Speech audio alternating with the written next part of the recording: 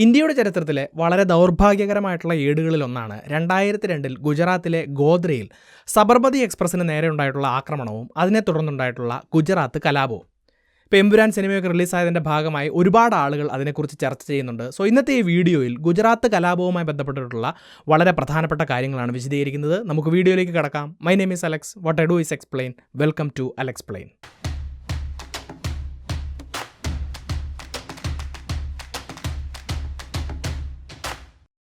അപ്പോൾ ഈ കലാപത്തെക്കുറിച്ച് മനസ്സിലാക്കാൻ വേണ്ടി ആദ്യം തന്നെ നമുക്ക് സബർമതി എക്സ്പ്രസിന് നേരെ ഉണ്ടായിട്ടുള്ള ആക്രമണത്തെക്കുറിച്ച് മനസ്സിലാക്കാൻ വേണ്ടി ശ്രമിക്കാം. 2002 ഫെബ്രുവരി മാസത്തിൽ അയോധ്യയിലെ രാമക്ഷേത്രവുമൊക്കെയായി ബന്ധപ്പെട്ടിട്ട് ഒരു പൂർണ്ണാഹൂതി മഹായജ്ഞം എന്ന് പറഞ്ഞിട്ടുള്ള ഒരു പ്രോഗ്രാം നടക്കുന്നുണ്ട്. അപ്പോൾ അതിൽ പങ്കെടുക്കുന്നതിന് വേണ്ടി ഇന്ത്യയുടെ വിവിധ ഭാഗങ്ങളിൽ നിന്നും കർസേവകന്മാർ ഉത്തർപ്രദേശിലെ അയോധ്യയിലേക്ക് എത്തിച്ചേരുകയും ചെയ്യുന്നുണ്ട്. അപ്പോൾ ഇത്തരത്തിൽ അയോധ്യയിൽ എത്തിച്ചേർന്ന ഗുജറാത്തിൽ നിന്നുള്ള കർസേവകന്മാർ ഈ മഹായജ്ഞത്തിന് ശേഷം തിരികെ പോകുന്നത് പ്രധാനമായിട്ടും സബർമതി എക്സ്പ്രസ്സിലാണ് എന്ന് കാണാം. അപ്പോൾ ഈ സബർമതി എക്സ്പ്രസ് ഇങ്ങനെ തിരികെ വരുമ്പോൾ 2002 ഫെബ്രുവരി മാസം 27-ാം തീയതി രാവിലെ 7:30 ഗുജറാത്തിലെ ഗോദ്ര എന്ന് പറഞ്ഞിട്ടുള്ള റെയിൽവേ സ്റ്റേഷനിൽ എത്തുകയാണ്. അപ്പോൾ ഈ ഗോദ്ര എന്ന് പറഞ്ഞിട്ടുള്ള സ്ഥലം നോക്കുകയാണെങ്കിൽ അതിൻ്റെ സമീപ പ്രദേശങ്ങളിൽ താമസിക്കുന്നവരും അതുപോലെ തന്നെ ആ റെയിൽവേ സ്റ്റേഷനിൽ ചെറുകിട കച്ചവടം ചെയ്യുന്നവരും ഒക്കെ ഭൂരിഭാഗം പേരും മുസ്ലിം വിഭാഗത്തിൽപ്പെട്ടിട്ടുള്ള ആളുകളാണ് എന്ന് കാണാം. ട്രെയിൻ സ്റ്റേഷനിൽ എത്തിക്കഴിയുമ്പോൾ സ്റ്റേഷനിലെ ചെറുകിട കച്ചവടക്കാരും അതുപോലെ തന്നെ ഈ ട്രെയിനിലെ യാത്രക്കാരായിട്ടുള്ള കർഷകരുടെയും ഇടയിൽ ചെറിയ രീതിയിലുള്ള ചില പ്രശ്നങ്ങൾ ഉണ്ടാവുകയും അത് പിന്നീട് ചെറിയ വയലൻസിലേക്ക് പോവുകയും ചെയ്യുന്നുണ്ട് എന്ന് പറയപ്പെടുന്നുണ്ട്.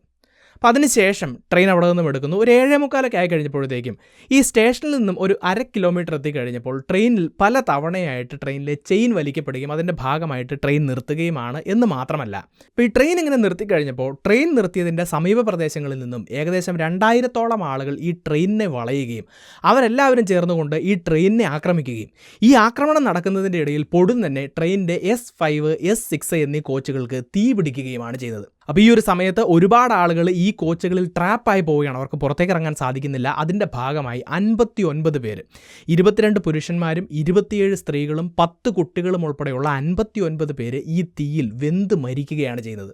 അപ്പോൾ ഈ ദൗർഭാഗ്യകരമായിട്ടുള്ള സംഭവത്തിനെയാണ് 2002 ഗോദ്ര ട്രെയിൻ ഇൻസിഡൻറ്റ് എന്ന് പറയുന്നത്. അപ്പോൾ ഈ ഒരു ആക്രമണങ്ങൾക്കിടയിൽ എങ്ങനെയാണ് ട്രെയിനിൻ്റെ ഈ 2 കോച്ചുകൾക്ക് തീ പിടിച്ചത് എന്നുള്ളത് ഇന്നും ക്ലിയർ അല്ല എന്നാണ് പറയപ്പെടുന്നത്. അപ്പോൾ ഇതിൻ്റെ ഭാഗമായി പുറത്തു വന്നിട്ടുള്ള അന്വേഷണ കമ്മീഷനുകളുടെ റിപ്പോർട്ടുകൾ നോക്കുകയാണെങ്കിൽ ബാനർജി കമ്മീഷൻ റിപ്പോർട്ടിൽ പറയുന്നത് ആക്സിഡൻ്റലായിട്ട് ട്രെയിനിൻ്റെ ഉള്ളിൽ തീ പടരുകയാണ് ചെയ്തത് എന്നാണ്.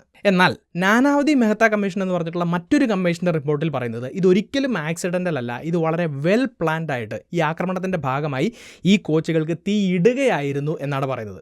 അപ്പോൾ ഈ റിപ്പോർട്ടുകളുടെ ഉള്ളടക്കത്തിലേക്ക് നമുക്ക് പിന്നീട് കടക്കാം. പക്ഷേ ഇതൊരു വളരെ ദൗർഭാഗ്യകരമായിട്ടുള്ള സംഭവമായിരുന്നു എന്നുള്ളത് മനസ്സിലാക്കുക. അന്ന് തന്നെ അന്നത്തെ ഇന്ത്യയുടെ പ്രധാനമന്ത്രിയായിരുന്ന ശ്രീമാൻ അടൽ ബിഹാരി വാജ്പേയി പാർലമെൻറ്റിൽ ഈ സംഭവത്തെക്കുറിച്ച് വ്യക്തമായിട്ടുള്ള അന്വേഷണം നടത്തുമെന്നും എല്ലാവരും ശാന്തരായിരിക്കണമെന്നുള്ള ഒരു ആഹ്വാനം മുന്നോട്ട് വെക്കുകയാണ്. അപ്പോൾ ആ ഒരു സമയത്ത് നമുക്ക് ഗുജറാത്തിലെ സംസ്ഥാന സർക്കാരിനെ നോക്കുകയാണെങ്കിൽ ഇന്നത്തെ പ്രധാനമന്ത്രിയായിട്ടുള്ള ശ്രീ നരേന്ദ്രമോദി ആയിരുന്നു അന്നത്തെ ഗുജറാത്ത് മുഖ്യമന്ത്രി എന്ന് കാണാം. അദ്ദേഹവും അതുപോലെ തന്നെ അദ്ദേഹത്തിൻ്റെ ക്യാബിനറ്റിലെ മറ്റു മന്ത്രിമാരും ഈ സംഭവ സ്ഥലം ഏകദേശം ഉച്ചയോടുകൂടി സന്ദർശിക്കുകയും ഈ സ്ഥലത്ത് നിന്നും മൃതദേഹങ്ങളെല്ലാം അഹമ്മദാബാദിലേക്ക് കൊണ്ടുപോയി ബാക്കിയുള്ള നടപടികളിലേക്ക് കടക്കാമെന്നുള്ളൊരു തീരുമാനമെടുക്കുകയും ചെയ്യുന്നു. ഇപ്പോൾ നോക്കുകയാണെങ്കിൽ ഈ സംഭവം നടന്നിട്ടുള്ള ഗോദ്രയിൽ നിന്നും ഏകദേശം 130 കിലോമീറ്ററുകൾക്കപ്പുറത്താണ് ഈ അഹമ്മദാബാദ് എന്ന് പറഞ്ഞിട്ടുള്ള ടൗൺ ഉള്ളത് എന്ന് കാണാം. അവിടുത്തെ സോള ഹോസ്പിറ്റലിലാണ് തുടർ നടപടികൾ നടത്തുന്നത് എന്ന് നമുക്ക് കാണാം. അപ്പോൾ ആ ഒരു സമയത്ത് ഗുജറാത്തിലെ മീഡിയയെല്ലാം ഈ ഒരു സംഭവത്തിന് വലിയ രീതിയിലുള്ള ഒരു പ്രചാരം കൊടുക്കുകയാണ്. ലൈവ് ടെലിവിഷനിൽ ഈ സംഭവങ്ങളെല്ലാം ആളുകൾ കാണുകയാണ്. ഗുജറാത്തിലെ പത്രമാധ്യമങ്ങളും ഈ ഒരു സംഭവത്തിന് വലിയ രീതിയിലുള്ള ഒരു പ്രചാരം കൊടുക്കുകയാണ്. ഇനി ഇതോടൊപ്പം ഗുജറാത്തിലെ പല പ്രധാനപ്പെട്ട നേതാക്കന്മാരും പല രാഷ്ട്രീയ പാർട്ടിയുടെയും സർക്കാരിൻ്റെയും ഒക്കെ നേതാക്കന്മാർ ദൃശ്യ മാധ്യമങ്ങളിലൂടെ പല പ്രസ്താവനകളും മുന്നോട്ട് വെക്കുകയാണ്. അവരിൽ പലരും പറയുന്നത് ഇതിനെ ഒരിക്കലും ഒരു ആക്ട് ഓഫ് വയലൻസ് ആയിട്ട് മാത്രം കണക്കാക്കാൻ പറ്റുകയില്ല, ഇതൊരു ആക്ട് ഓഫ് ടെററിസം ആണ് എന്നാണ്. പാകിസ്ഥാൻ ചാരസംഘടനയായിട്ടുള്ള ISIക്ക് ഈ ട്രെയിൻ ആക്രമണത്തിൽ പങ്കുണ്ട് എന്ന രീതിയിലുള്ള പ്രസ്താവനകളൊക്കെ മുന്നോട്ട് വരികയാണ്. അപ്പോൾ ഈ മാധ്യമങ്ങളിലൂടെ സാധാരണക്കാരായിട്ടുള്ള ആളുകളെല്ലാം ഈ ഒരു സംഭവത്തെക്കുറിച്ച് അറിയുന്നു എന്ന് മാത്രമല്ല, തൊട്ടടുത്ത ദിവസം അതായത് ഫെബ്രുവരി 28-ാം തീയതി ഗുജറാത്ത് എന്ന സംസ്ഥാനത്താകെ ഒരു ബന്ദിന് പല രാഷ്ട്രീയ പാർട്ടികളും പ്രഖ്യാപനം നടത്തുകയാണ്. അപ്പോൾ അന്നത്തെ ഗുജറാത്തിലെ ഈ ഒരു സാഹചര്യത്തെ നമ്മളൊന്ന് നോക്കുകയാണെങ്കിൽ ഒരു തിരിച്ചടി നടക്കാവുന്ന, ആ തിരിച്ചടിയിൽ നിന്നും വലിയൊരു കമ്മ്യൂണൽ വയലൻസിലേക്ക് പോകാവുന്ന ഒരു പെർഫെക്റ്റ് കണ്ടീഷനാണ് ഗുജറാത്തിൽ ഉണ്ടായിരുന്നത് എന്ന് കാണാം. അതുതന്നെയാണ് അവിടെ സംഭവിക്കുന്നതും. ഒരു വലിയ വർഗീയ കലാപത്തിലേക്ക് ഗുജറാത്ത് കടക്കുകയാണ്. ഇതിനെയാണ് 2002 ഗുജറാത്ത് കലാപം എന്ന് പറയുന്നത്. ആ കലാപത്തിൻ്റെ ഒരു ഭീകരാവസ്ഥ മനസ്സിലാവണമെങ്കിൽ അതിൻ്റെ ഭാഗമായി നടന്ന 1-2 എപ്പിസോഡുകൾ നമുക്കൊന്ന് പരിശോധിച്ച് നോക്കാം. അപ്പോൾ അതിൽ വളരെ പ്രധാനപ്പെട്ട ഒന്നാണ് ഫെബ്രുവരി 28 നടന്നിട്ടുള്ള നരോദ പാട്ടിയ വയലൻസ് എന്ന് പറയുന്നത്. ഈ അഹമ്മദാബാദിൻ്റെ തൊട്ടടുത്ത് കിടക്കുന്നൊരു പ്രദേശമാണ് നരോദ ഗാവ് എന്ന് പറയുന്നത്. അവിടേക്ക് രാവിലെ തന്നെ 5000-ലധികം ആളുകൾ ആയുധമേന്തിക്കൊണ്ട് കടന്നു വരികയും അവിടെ താമസിച്ചിരുന്ന ആളുകളെ വീടുകളിൽ നിന്ന് വലിച്ച് പുറത്തിട്ട് മർദ്ദിക്കുകയും ഗ്യാസ് കുറ്റികൾക്ക് തീ കൊടുക്കുകയും ആളുകളെ ചുട്ടുകൊല്ലുകയും സ്ത്രീകളെ മാനഭംഗപ്പെടുത്തുകയും ചെയ്യുന്ന വലിയ രീതിയിലുള്ള അക്രമ സംഭവങ്ങൾ നടക്കുകയാണ്. ഏകദേശം 97 ആളുകൾക്കാണ് ആ ഒരു ദിവസം ആ ഒരു സ്ഥലത്ത് മാത്രം ജീവൻ നഷ്ടപ്പെടുന്നത് എന്നാണ് റിപ്പോർട്ടുകൾ പറയുന്നത്. അപ്പോൾ ഇത്രയും ഭീകരമായിട്ടുള്ള സംഭവങ്ങൾക്ക് നേതൃത്വം കൊടുത്തിരുന്ന ബാബു ബജ്റംഗി എന്ന പേരിൽ അറിയപ്പെടുന്ന ബാബുഭായ് പട്ടേലിനെ പിന്നീട് പോലീസ് അറസ്റ്റ് ചെയ്യുന്നുണ്ട്. അപ്പോൾ ഈ സംഭവങ്ങളുമായി ബന്ധപ്പെട്ട് തെഹൽക്ക എന്ന മാധ്യമം 2007 പലതരത്തിലുള്ള അന്വേഷണങ്ങൾ നടത്തുകയും അതിൻ്റെ ഭാഗമായി പല രഹസ്യ വീഡിയോകളും പുറത്തുവിടുകയും ചെയ്യുന്നുണ്ട്. അപ്പോൾ അതിലൊരു വീഡിയോ ഈ ബാബു ബജ്റംഗിയുടേതായിരുന്നു എന്ന് കാണാം. ഇപ്പോഴും യൂട്യൂബിൽ ആ വീഡിയോ അവൈലബിൾ ആണ്. അപ്പോൾ ആ ഒരു വീഡിയോയിൽ അന്ന് ഈ നരോദ എന്ന് പറഞ്ഞിട്ടുള്ള പ്രദേശത്ത് നടന്നിട്ടുള്ള അക്രമ സംഭവങ്ങളുമായി ബന്ധപ്പെട്ട് നടന്ന കാര്യങ്ങൾ വളരെ കാഷ്വലായിട്ട് അയാൾ പറയുന്നത് ഒരു ഞെട്ടലോടുകൂടി അല്ലാതെ നമുക്ക് ആർക്കും കേട്ടുകൊണ്ടിരിക്കാൻ സാധിക്കുകയില്ല. പിന്നീട് ഈ ബാബു ബജ്റംഗിയെ പോലീസ് അറസ്റ്റ് ചെയ്യുകയും 2012 കോടതി ഇയാളെ ജീവപര്യന്ത തടവിന് ശിക്ഷിക്കുകയും ചെയ്യുന്നുണ്ട് എങ്കിലും 2012-നും 2016-നും ഇടയിൽ 14 തവണ ഇയാൾക്ക് ജാമ്യം കിട്ടുകയും ഇയാൾ ജയിലിൽ നിന്ന് പുറത്തിറങ്ങുകയും ചെയ്യുന്നുണ്ട്.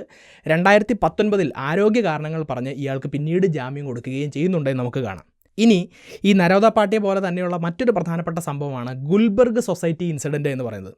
മുസ്ലിം വിഭാഗത്തിൽപ്പെട്ടിട്ടുള്ള ആളുകൾ പ്രധാനമായിട്ടും താമസിക്കുന്ന ഒരു പോഷ് ഏരിയ ആയിരുന്നു ഈ ഗുൽബർഗ് സൊസൈറ്റി എന്ന് പറയുന്നത്. അവിടെയും ഇതേ രീതിയിലുള്ള വലിയ രീതിയിലുള്ള അക്രമ സംഭവങ്ങൾ ഉണ്ടാകുന്നു. അപ്പോൾ ആ ഒരു പ്രദേശത്ത് അന്ന് സാധാരണക്കാരായിട്ടുള്ള ആളുകൾ മാത്രമല്ല താമസിക്കുന്നത്, അന്നത്തെ ലോക്സഭയിലെ ഒരു MP കൂടിയായിരുന്ന എഹ്സാൻ ജാഫ്രി എന്ന വ്യക്തിയും അവിടെ താമസിക്കുന്നുണ്ടായിരുന്നു.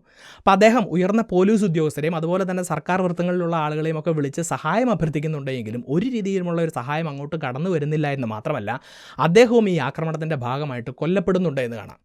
ഇനി അതുപോലെ തന്നെ തൊട്ടടുത്ത ദിവസം മാർച്ച് 1-ാം തീയതി നടന്ന വളരെ പ്രധാനപ്പെട്ട ഒരു സംഭവമാണ് ബെസ്റ്റ് ബേക്കറി ഇൻസിഡൻറ്റ് എന്ന് പറയുന്നത്. അപ്പോൾ ആ ഒരു ബേക്കറിയിൽ ജോലി ചെയ്തിരുന്ന 14 ജീവനക്കാർ, അതിൽ 11 പേര് മുസ്ലിം വിഭാഗത്തിൽപ്പെട്ടിട്ടുള്ള ആളുകളും 3 പേര് ഹിന്ദു വിഭാഗത്തിൽപ്പെട്ടിട്ടുള്ള ആളുകളുമായിരുന്നു. അപ്പോൾ ഈ ഒരു വയലൻസ് കടന്നു വരുമ്പോൾ അവർ ആ ഒരു ബേക്കറിയിൽ ഒളിച്ച് അഭയം പ്രാപിക്കുകയും ഇവരെ എല്ലാവരെയും ജീവനോടുകൂടി ചുട്ടുകൊല്ലുകയും ചെയ്യുന്നൊരു സംഭവം ഉണ്ടാകുന്നുണ്ട്.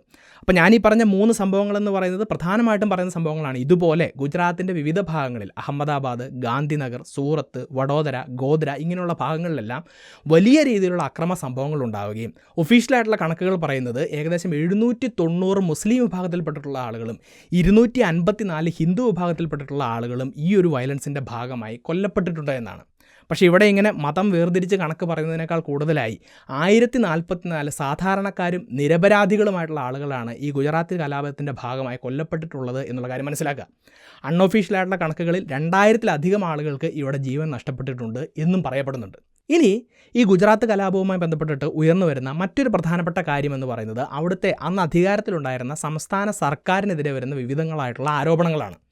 ഒന്നാമത്തേത് പറയുന്നത് ഗോദ്രയിൽ സബർമതി എക്സ്പ്രസ്സിൽ ഇത്രയും ദാരുണമായിട്ടുള്ള ഒരു സംഭവം നടക്കുമ്പോൾ ആ സംഭവത്തിന് പിന്നിൽ പ്രവർത്തിച്ചത് ആരാണ് എന്ന് കണ്ടെത്തുകയും അവർക്കെതിരെ ഉചിതമായിട്ടുള്ള നടപടി എടുക്കുകയും ചെയ്യുക എന്നുള്ളതായിരുന്നു ഗവൺമെൻറ് ആദ്യം ചെയ്യേണ്ടത്. അതോടൊപ്പം തന്നെ ഈ പ്രശ്നം മറ്റ് പ്രദേശങ്ങളിലേക്ക് വ്യാപിച്ച് ഒരു വയലൻസായി മാറുന്നില്ല എന്ന് ഉറപ്പുവരുത്തേണ്ടതും അവരുടെ കടമയായിരുന്നു.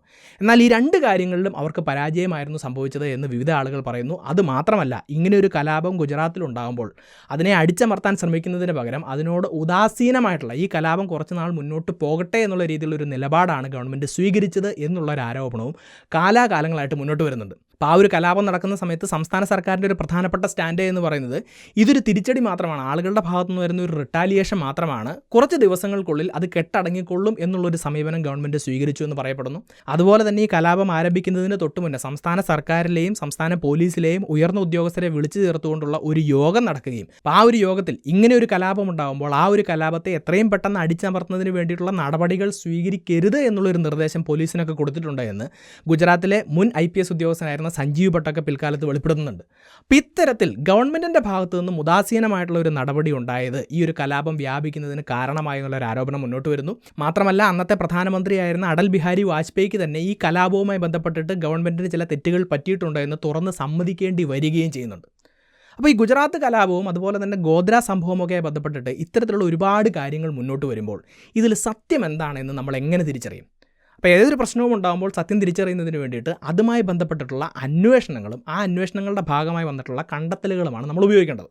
അപ്പോൾ ഈ ഗുജറാത്ത് കലാപവുമായി ബന്ധപ്പെട്ടിട്ട് വിവിധങ്ങളായിട്ടുള്ള അന്വേഷണങ്ങൾ നടക്കുകയും അതിൻ്റെ കണ്ടെത്തലുകൾ പുറത്തു വിടുകയും ചെയ്തിട്ടുണ്ട്. അതിലേറ്റവും പ്രധാനപ്പെട്ട ഒരു അന്വേഷണം നടത്തിയിരിക്കുന്നത് നാനാവതി മെഹ്ത്ത എന്ന് പറഞ്ഞിട്ടുള്ള ഒരു കമ്മീഷനാണ്. അപ്പോൾ ഈ ഗോദ്ര ട്രെയിൻ ഇൻസിഡൻറ്റിനെ കുറിച്ചും അതുപോലെ തന്നെ ഗുജറാത്ത് കലാപത്തിനെക്കുറിച്ചും അന്വേഷിച്ച് റിപ്പോർട്ട് സമർപ്പിക്കുന്നതിന് വേണ്ടിയിട്ട് ഗുജറാത്ത് സർക്കാർ തന്നെയാണ് ഈ നാനാവതി മേത്ത കമ്മീഷനെ അപ്പോയിൻറ്റ് ചെയ്യുന്നത് എന്ന് കാണാം. 2008 അവരുടെ അന്വേഷണത്തിൻ്റെ പാർട്ട് 1 റിപ്പോർട്ട് പുറത്തുവിടുകയാണ്. അപ്പോൾ ഈ റിപ്പോർട്ടിൽ ഗോദ്ര ഇൻസിഡൻറ്റുമായി ബന്ധപ്പെട്ടിട്ടുള്ള കാര്യങ്ങളാണ് അവർ പ്രധാനമായിട്ടും പറയുന്നത്. അവർ പറയുന്ന കാര്യങ്ങൾ ഇതൊക്കെയാണ്: ഇതൊരിക്കലും ആക്സിഡൻ്റലായിട്ട് നടന്ന ഒരു സംഭവമല്ല, വ്യക്തമായ ഗൂഢാലോചനയുടെ ഭാഗമായിട്ടാണ് സബർമതി എക്സ്പ്രസിൻ്റെ ഈ കോച്ചുകളിൽ തീപിടുത്തമുണ്ടായത്.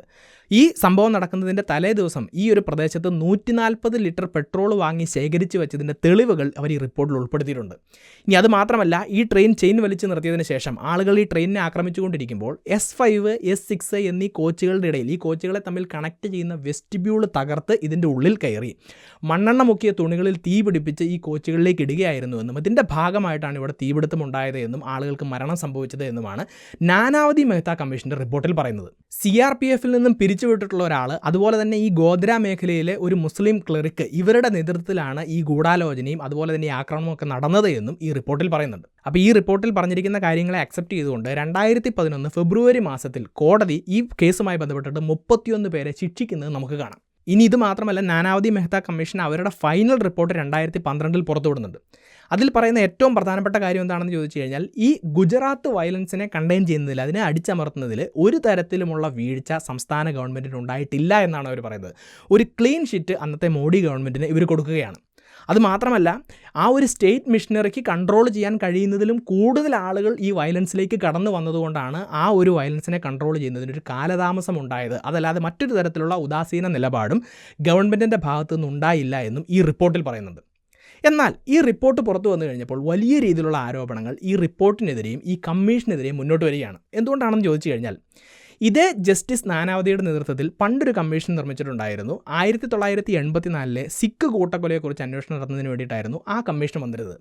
അപ്പോൾ ആ ഒരു സമയത്ത് അന്നത്തെ പ്രധാനമന്ത്രിയായിരുന്ന PV നരസിംഹറാവുവിനെ പോലും നേരിട്ട് ചോദ്യം ചെയ്തിരുന്ന ഈ ഒരു കമ്മീഷൻ ഈ ഗുജറാത്ത് കലാപത്തിൽ ഇടപെട്ടു എന്ന് പറയുന്ന ഉന്നതരായിട്ടുള്ള ഒരാളുകളെ പോലും ചോദ്യം ചെയ്യാതെയാണ് ഈ റിപ്പോർട്ട് സമർപ്പിച്ചത് എന്നുള്ളൊരു ആരോപണം മുന്നോട്ട് വരുന്നു. ഇനി അതേ സമയത്ത് ഞാൻ നേരത്തെ പറഞ്ഞ തെഹൽക്ക എന്ന് പറഞ്ഞിട്ടുള്ള മീഡിയ അവരുടെ ഇൻവെസ്റ്റിഗേഷൻ്റെ ഭാഗമായിട്ട് മറ്റൊരു രഹസ്യ വീഡിയോയും കൂടെ പുറത്തുവിടുന്നുണ്ട്.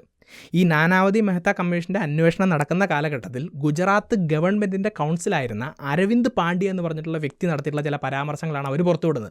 അതിൽ പറയുന്ന ഇതാണ്: ഈ കമ്മീഷനിൽ ആദ്യം ഉണ്ടായിരുന്ന ഷാ എന്ന് പറഞ്ഞിട്ടുള്ള വ്യക്തി BJPയുടെ അടുത്ത ആളാണ് എന്ന് മാത്രമല്ല, ഈ ജസ്റ്റിസ് നാനാവതിയെയും ബ്രൈബ് ചെയ്യാൻ നമുക്ക് സാധിക്കും. അതുകൊണ്ട് ഈ ഒരു സംഭവവുമായി ബന്ധപ്പെട്ട് പ്രവർത്തിച്ചിട്ടുള്ള ഒരു നേതാക്കന്മാർ, രാഷ്ട്രീയ നേതാക്കന്മാരൊന്നും ഭയപ്പെടേണ്ട കാര്യമില്ല എന്നുള്ള രീതിയിലുള്ള ഒരു പ്രസ്താവനയാണ് അദ്ദേഹം മുന്നോട്ട് വെക്കുന്നത്. അപ്പോൾ ഇതിൻ്റെ എല്ലാം ഭാഗമായിട്ട് ഈ നാനാവതി മെഹ്ത കമ്മീഷൻ്റെ റിപ്പോർട്ടിൻ്റെ വിശ്വാസ്യത പല സമയത്തും ചോദ്യം ചെയ്യപ്പെടുകയാണ്. ഇനി ഈ ഒരു കാര്യങ്ങൾ അന്വേഷിച്ചുകൊണ്ട് മറ്റൊരു കമ്മീഷൻ മുന്നോട്ട് വരുന്നുണ്ട്. 2004 കോൺഗ്രസിൻ്റെ നേതൃത്വത്തിലുള്ള UPA ഗവൺമെൻറ് കേന്ദ്രത്തിൽ അധികാരത്തിൽ വരുന്നു. അപ്പോൾ നമ്മുടെ ഈ ഗോദ്ര ഇൻസിഡൻറ്റ് എന്ന് പറയുന്നത് റെയിൽവേയുമായി ബന്ധപ്പെട്ടിട്ടുള്ള ഒരു ഇൻസിഡൻറ്റ് ആയതുകൊണ്ട് അന്നത്തെ റെയിൽവേ മന്ത്രിയായിരുന്ന ശ്രീ ലാലു പ്രസാദ് യാദവ് ഒരു റിട്ടയേർഡ് ജഡ്ജായിട്ടുള്ള ഉമേഷ് ചന്ദ്ര ബാനർജിയുടെ നേതൃത്വത്തിൽ മറ്റൊരു കമ്മീഷനെ നിയോഗിക്കുകയാണ്. അതിനെയാണ് ബാനർജി കമ്മീഷൻ എന്ന് പറയുന്നത്. അപ്പോൾ ബാനർജി കമ്മീഷൻ ഈ ട്രെയിനിലെ തീപിടുത്തവുമായി ബന്ധപ്പെട്ടിട്ടുള്ള ഫോറൻസിക് എവിഡൻസുകളെല്ലാം കളക്ട് ചെയ്യുകയും അതിൻ്റെ ഭാഗമായിട്ട് ഒരു റിപ്പോർട്ട് സമർപ്പിക്കുകയും ചെയ്യുന്നു. അപ്പോൾ ഈ ബാനർജി കമ്മീഷൻ റിപ്പോർട്ടിൽ പറയുന്ന ഏറ്റവും പ്രധാനപ്പെട്ട കാര്യം ഈ ട്രെയിനിനുള്ളിലെ തീപിടുത്തവുമായി ബന്ധപ്പെട്ടിട്ടാണ്. അതിൽ പറയുന്നത് ഇങ്ങനെയാണ്: ആക്സിഡൻ്റലായിട്ടാണ് ഈ ട്രെയിനിനുള്ളിൽ തീ പടർന്നത്, ഒരിക്കലും ഒരു പ്രീ പ്ലാൻഡ് അറ്റാക്ക് ആയിരുന്നു ഇത് എന്ന് പറയാൻ സാധിക്കുകയില്ല എന്നാണ് ആ റിപ്പോർട്ടിൽ പറഞ്ഞത്. പക്ഷേ ഈ റിപ്പോർട്ട് പുറത്തു വരുന്നതിന് മുന്നേ തന്നെ ഈ ബാനർജി കമ്മീഷനുമായി ബന്ധപ്പെട്ടിട്ട് പല കേസുകളും ഗുജറാത്ത് ഹൈക്കോടതിയിലെത്തുന്നു. അപ്പോൾ ആ കേസിൽ ഗുജറാത്ത് ഹൈക്കോടതി പറയുന്ന ഇതാണ്: ഓൾറെഡി ഈ കേസിൽ ഒരു കമ്മീഷൻ്റെ അന്വേഷണം നടക്കുന്നതുകൊണ്ട് രണ്ടാമത് അല്ലെങ്കിൽ അതിന് മുകളിലേക്ക് മറ്റൊരു അന്വേഷണം നടക്കേണ്ട ആവശ്യമില്ല. ഈ ബാനർജി കമ്മീഷൻ അൺകോൺസ്റ്റിറ്റ്യൂഷണലാണ്, ഭരണഘടനാ വിരുദ്ധമാണ് എന്ന് പറഞ്ഞിട്ട് ആ കമ്മീഷൻ്റെ സാധുത തള്ളിക്കളയുകയാണ്. ഇതിനെതിരെ BJP വലിയൊരു ആരോപണവുമായി മുന്നോട്ട് വരികയാണ്. കോൺഗ്രസ് അവരുടെ മുഖം രക്ഷിക്കുന്നതിനും BJPയെ പ്രതികളാക്കുന്നതിനും വേണ്ടിയിട്ടാണ് ഇത്തരത്തിലുള്ള ഒരു കമ്മീഷനെ മുന്നോട്ട് വെച്ചിരിക്കുന്നത്. അതുമാത്രമല്ല, ഉടനെ വരുന്ന ബീഹാർ പോലെയുള്ള സംസ്ഥാനങ്ങളിലേക്ക് വരുന്ന ഇലക്ഷനിലെ വോട്ട് മേടിക്കുന്നതിന് വേണ്ടി മാത്രം വരുന്ന ഒരു കമ്മീഷനാണ് ഈ ബാനർജി കമ്മീഷൻ എന്ന് അവർ പല ആരോപണങ്ങളും മുന്നോട്ട് വെക്കുന്നു. അപ്പോൾ ഇവിടെ ഇത്തരത്തിലുള്ള റിപ്പോർട്ടുകളൊക്കെ പഠിക്കുമ്പോൾ ഒരു കാര്യം നമുക്ക് വ്യക്തമാവും: പരസ്പരം കോൺട്രഡിക്റ്റിംഗ് ആയിട്ടുള്ള കാര്യങ്ങളാണ് പല റിപ്പോർട്ടുകളും മുന്നോട്ട് വെക്കുന്നത്. ഒരു കൺസെൻസസോട് കൂടി കൃത്യമായി എന്താണ് നടന്നത് എന്ന് നമുക്ക് ഒരിക്കലും മനസ്സിലാക്കാൻ സാധിക്കുന്നില്ല. അപ്പോൾ ഇതേ ഒരു കൺസേൺ തന്നെ നാഷണൽ ഹ്യൂമൻ റൈറ്റ്സ് കമ്മീഷൻ അതുപോലെ തന്നെ അന്താരാഷ്ട്ര തലത്തിലുള്ള മനുഷ്യാവകാശ സംഘടനകളൊക്കെ മുന്നോട്ട് വെക്കുന്നുണ്ട്. അപ്പോൾ ഇതിൻ്റെ ഭാഗമായിട്ട് ഇൻഡിപെൻഡൻ്റ് ആയിട്ടുള്ള പല എൻക്വയറീസ് നടന്നിരിക്കുന്നത് നമുക്ക് കാണാം. അപ്പോൾ അതിൽ വളരെ പ്രധാനപ്പെട്ട ഒരു എൻക്വയറിയുമായിട്ടാണ് കൺസേൺഡ് സിറ്റിസൺസ് ട്രൈബ്യൂണൽ എന്ന് പറഞ്ഞിട്ടുള്ള ഒരു അന്വേഷണ സംഘം മുന്നോട്ട് വരുന്നത്. അപ്പോൾ ഇതൊരു ഇൻഡിപെൻഡൻറ്റ് എൻക്വയറി ആണ് എന്നൊക്കെ പറയുമെങ്കിലും റിട്ടയേർഡ് സുപ്രീം കോടതി ജഡ്ജിയായിരുന്ന VR കൃഷ്ണയ്യരുടെയൊക്കെ നേതൃത്വത്തിലാണ് ഈ ഒരു അന്വേഷണം നടക്കുന്നത് എന്ന് നമുക്ക് കാണാം. അപ്പോൾ അവർ 2003 അവരുടെ എൻക്വയറി റിപ്പോർട്ട് മുന്നോട്ട് വയ്ക്കുകയാണ്. അത്രയും കാലവും കേട്ടിട്ടുള്ളതിൽ നിന്നും വ്യത്യസ്തമായിട്ടുള്ള ഫൈൻഡിങ്സ് ആണ് ഇവർ മുന്നോട്ട് വെച്ചതെന്ന് കാണാം.